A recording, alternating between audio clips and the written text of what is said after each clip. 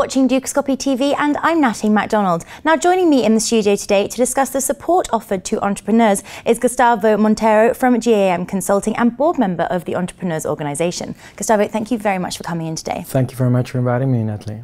Now, many would have thought that in the current financial environment and concern over high-risk investment, entrepreneurial activity would have reduced, but it's quite the opposite, in fact, isn't it? Absolutely, Natalie. As a matter of fact, entrepreneurship today is a driver for innovation and for new jobs in the world. It's actually a key answer to the current financial crisis. You have to realize that in 2010 alone, over 300 million people globally created their own companies. That compares to, for the same year, 70 million new jobs offered by corporations. So in reality, entrepreneurs created 3 times more jobs than corporations. Now, in 2011, in developing countries, over 20% of the active population were creating their own companies. So there's a tremendous amount of development via the entrepreneurs.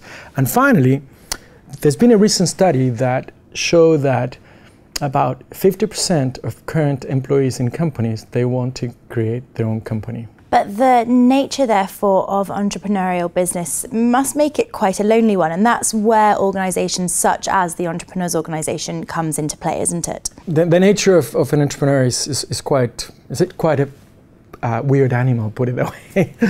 It's difficult to understand an entrepreneur by his own environment or by the company, even people in the company. It's just a different type of animal in the financial world. So organizations such as Entrepreneurs Organization come in to help the entrepreneurs to have a forum for discussions with their peers. They can talk about the same things, same projects, same issues, same dreams, whatever comes through their mind that they cannot discuss in their own environments. And that is where an organization such as EO, Entrepreneurs Organizations, intervene here. EO has only 8,000 members across 40 countries, making it really quite selective and quite exclusive.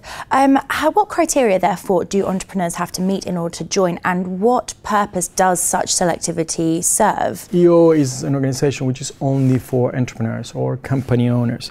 Now, in order to be a member, you have to be the founder, co-founder, or majority shareholder of the company. You have to serve in any of one of these roles, and your company has to have a turnover of minimum of $1 million per year.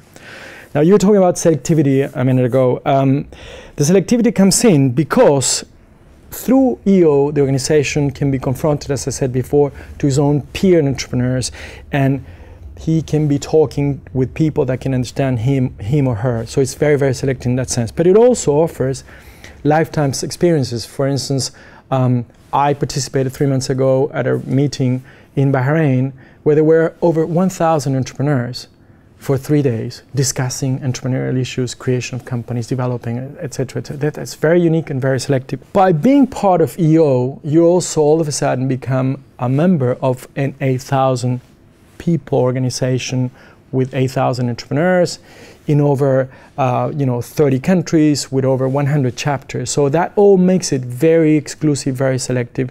And I would say that the take-home value of all that for entrepreneurs is fantastic. What, in practical terms, then, must entrepreneurs do in order to join EO? As I said, EO is geared to company owners, and those are the people that can come in this organization. There are, by the way, other organizations that do accept employees, and I would be happy to provide that information, but EO is for company owners. Now, in order to become a member of EO, you have to apply to one of the chapters. Now, this is done on a country-by-country basis, on a city-by-city basis, on a chapter-by-chapter basis. I am a member of the board of directors of the Geneva, Switzerland chapter. And we are currently in a process of recruiting new entrepreneurs. We think we're going to recruit somewhere between 10 to 15 by July of 2013. So the entrepreneurs are welcome to address themselves to either myself or to the website of the organization, and that triggers a process that will bring them to be members of EO. Thank you very much, Gustavo, for your comments on that. Now, it does bring us on to the Dukascopy question, where we ask each of our guests if they had $1 million to invest for 1 year, where would they place it? If we have a look at the board, you can see your choices for today. We've got real estate, equity, bonds, gold, cash, and oil. So, Gustavo, that $1 million, where would you put it? Well, it all depends, first of all, on your horizon. how long are you going to invest it? Let's assume for a minute that you're looking at a year to 2 years on this investment. In that sense, out of all the options that you have there, I would certainly go for gold, because I think gold will continue going up in the future. It is really the world standard, is the world savings account, if you will, gold. And so that's where I'll place $1 million. If you gave it to me today, I'll put it in gold. Gold then, that's great. Thank you very much, Gustavo, for your comments. Thanks for coming in. Thank you, Natalie. Thank you very much. We'll be back shortly with more exclusive interviews. For now, though, goodbye.